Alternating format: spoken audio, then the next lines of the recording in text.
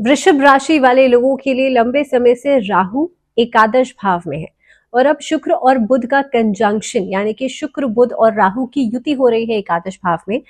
तो मार्च का महीना कैसा रहेगा आप सबके लिए? ये युति मार्च के महीने की शुरुआत में हो रही है। शनि और सूर्य का कंजंक्ट है 10th हाउस में।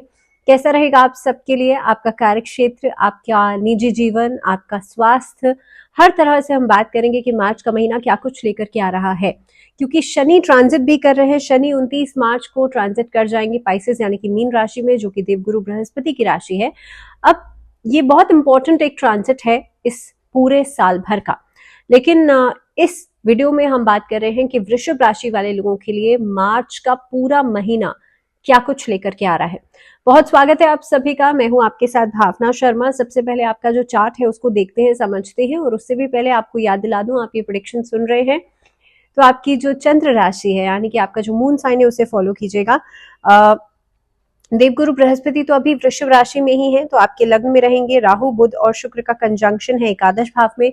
शनि और सूर्य, तो यानी कि आपके 10th हाउस के जो लॉर्ड हैं, आपके कर्म स्थान के जो लॉर्ड हैं, वो बैठे हैं 10th हाउस में ही शनि सूर्य के साथ। मंगल जो है वो मिथुन राशि में होकर के आपके 2nd हाउस में रहेंगे। वहीं पर केतु जो है वो तो है ही लंबे समय से पंचम भाव में।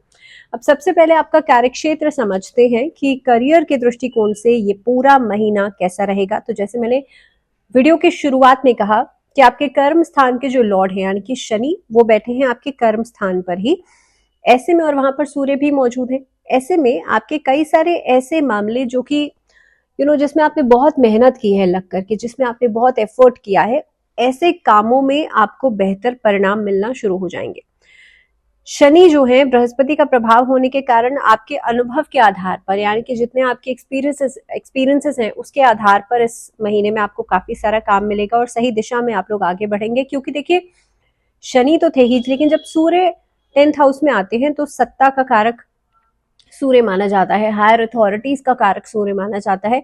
तो ऐसी कई सारी दिशाओं से आपको एक सपोर्ट मिलना शुरू हो जाएगा। तो आप अगर कोई कार्य सरकारी विभाग में अटका हुआ था, प्रशासन से जुड़ा हुआ कोई कार्य है, या आप ऐसी जगहों पर काम करते हैं, तो आपका वर्चस्व इस महीने में बढ़ेगा। काम करने का तरीका अलग हो सकता है। क्योंकि शनि अस्त हो गए थे 22 फरवरी को, तो थोड़ा सा धीमापन आ सकता है कामों में, थोड़ी सी धीमी गति आ सकती है, जिसकी वजह से कहीं ना कहीं एंग्जाइटी रहेगी। अब अगर बात की जाए नौकरी पेशा लोगों के लिए, तो नौकरी पेशा लोगों के लिए देखिए, अगर आपने कहीं पर आवेदन दिया है नौकरी के लिए, आपने कहीं पर इंटरव्यूज प्लान किए हैं, तो इस महीने में लगभग मिड ऑफ द मार्च के बाद आपके लिए बेहतर परिस्थितियां बनेंगी। सूर्य का 11th हाउस में चले जाना आपके लिए बहुत बेहतर परिणाम लेकर के आएगा, यानी कि आपने एफर्ट की, उसके बाद होगा ये कि आपके जो रिजल्ट्स हैं वो मिलेंगे लगभग मिड ऑफ द मार्च के बाद। दूसरी बात, इस महीने के अंदर आप देखेंगे व्यापार के लिहाज से देखा जाए तो व्यापार का कारक है बुध। देवगुरु बृहस्पति बैठे हैं आपके लग्न में, जो कि अब मार्गी हो चुके हैं। बुध, राहु और शुक्र बैठे हैं एकादश भाव में। व्यापार आपका बहुत ही बढ़िया तरीके से चलने वाला है। अलग अलग सोर्सेस से आपको पैसा मिलेगा, इन्वेस्टमेंट्स मिल सकती हैं। शेयर मार्केट में भी इस महीने में ठीक ठाक लाभ आप कमा सकते हैं। व्यापारिक निर्णय लेकिन थोड़े से कमजोरी भरे रहेंगे, यानी कि आप दूसरों पर डिपेंडेंसी दिखा सकते हैं, या डाइसीनेस हो सकती है, कंफ्यूजन हो सकती है।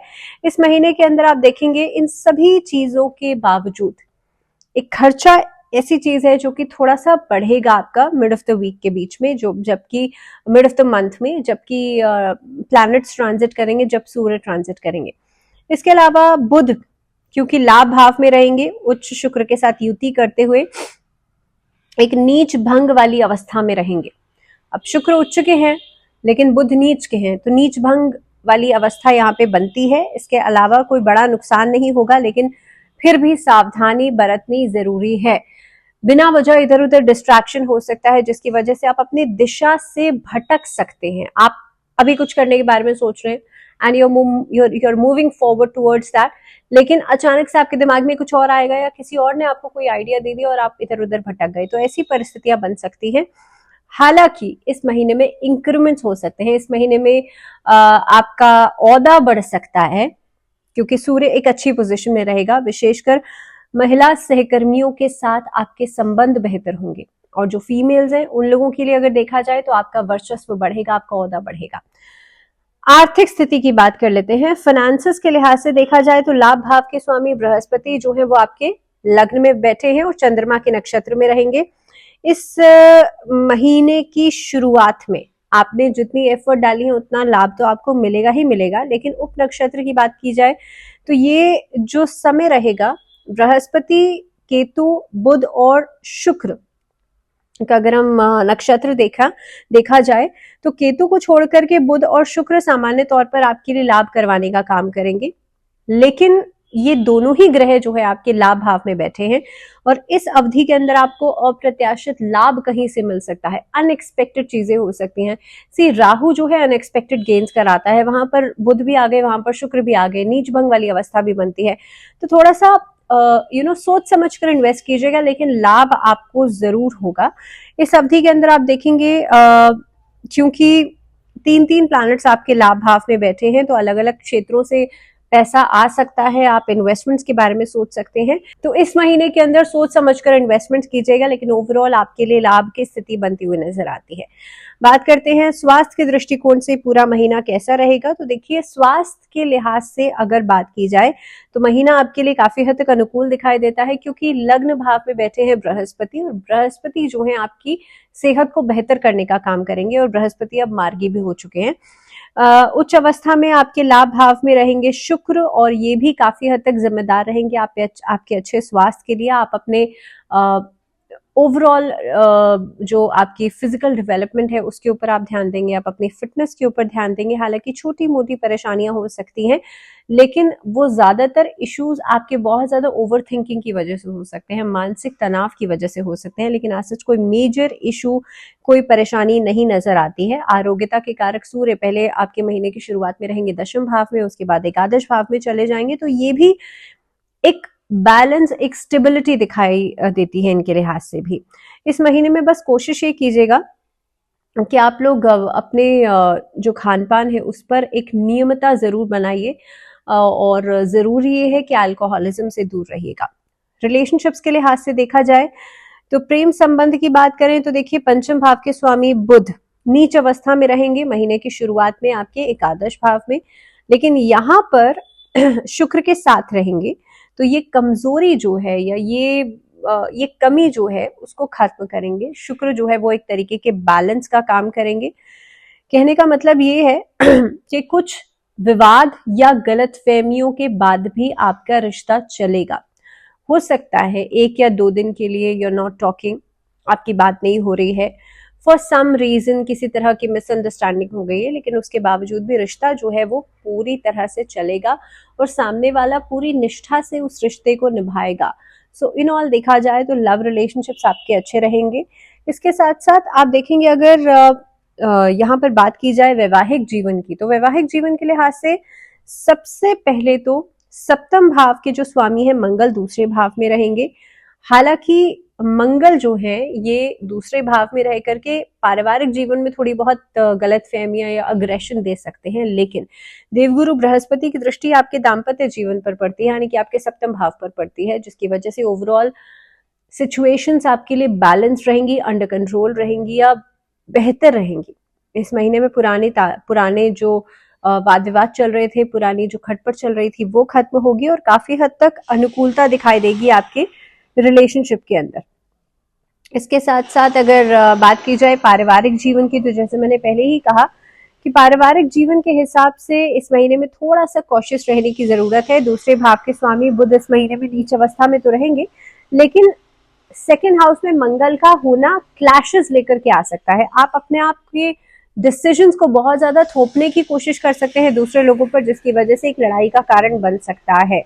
इसीलिए कोई मांगलिक कार्य इस महीने में हो सकता है। भाई बहनों के साथ एक अच्छा तालमेल बनेगा, मान सम्मान आपको वहां से मिलेगा। गृहस्थ जीवन के हिसाब से ये पूरा महीना अच्छा रहेगा। अब बात कर लेते हैं स्टूडेंट्स के लिए, यानी कि विद्यार्थियों के लिए कैसा है ये महीना। तो देखिए, मार्च के महीने में पहली बात तो प्रोडक्टिविटी दिखाई देती है, क्रिएटिविटी दिखाई देती है। शुक्र बुध के साथ बैठे हैं, नीच भंग की अवस्था भी बनती है। इस महीने में ओवर कॉन्फिडेंस से बचें, लेकिन ओवरऑल आपकी क्रिएटिविटी जो है प्रोडक्टिविटी का कारण बन सकती है, यानी कि आपके अंदर एक अलग तरह की ऊर्जा हो सकती है जो आगे बढ़ने में मददगार साबित होगी। जो बच्चे हायर एजुकेशन के लिए, उच्च शिक्षा के लिए तैयारी कर रहे हैं, उनके लिए ये समय बहुत अच्छा है। जब तक देखिए बृहस्पति यहाँ से मूव नहीं कर जाते, जब तक बृहस्पति आपके लग्न में बैठे हैं ना, तो आप हायर एजुकेशन के लिए, उच्च शिक्षा के लिए जरूर कोशिश कीजिए। और पर्टिकुलरली मार्च का महीना इसलिए इंपॉर्टेंट है क्योंकि सूर्य की पोजीशन बहुत अच्छी है। सूर्य की पोजीशन अच्छी होने की वजह से आपको कॉन्फिडेंस दे रहे हैं, जो कि उच्च शिक्षा के लिए या पढ़ाई में आगे बढ़ने के लिए बहुत इंपॉर्टेंट होता है। शुक्र आपके अंदर एक क्रिएटिविटी लेकर के आ रहे हैं, तो चाहे आप किसी भी क्षेत्र में या किसी भी डायरेक्शन में पढ़ाई कर रहे हो, यू हैव दैट एबिलिटी और you have that creativity to be little different from others. तो आपके अंदर एक एक्स फैक्टर जरूर रहेगा। दूसरी बात यह है कि इस महीने के अंदर कॉम्पिटिटिव एग्जाम्स में आगे बढ़ने का एक अच्छा खासा मौका आपको मिलेगा एंड चांसेस ये बिल्कुल बनते हैं कि आपकी सक्सेस होगी। तो कुल मिलाकर के अगर देखा जाए तो मार्च का महीना वृषभ राशि वाले लोगों के लिए बेहतरीन रहने वाला है। क्या रेमेडीज, क्या छोटे छोटे उपाय ऐसे हैं जो आप कर सकते हैं? सबसे पहले तो गुरुवार के दिन किसी भी मंदिर में जाकर के दूध और चीनी का दान जरूर कीजिएगा या फिर केले का दान जरूर कीजिएगा। इसके अलावा बुधवार के दिन किन्नर जो होते हैं उनको आप दान कर सकते हैं। मंगलवार के दिन, हर मंगलवार को हनुमान चालीसा संध्या काल के समय जरूर पढ़िएगा। तो ये कुछ छोटी सी रेमेडीज है जो कि ये छोटी छोटी रेमेडीज हैं जो कि इस महीने में आप इनकॉर्पोरेट कर सकते हैं। इसी के साथ इस वीडियो में फिलहाल इतना ही। दीजिए इजाजत, जुड़े रहिए चैनल के साथ। नमस्कार।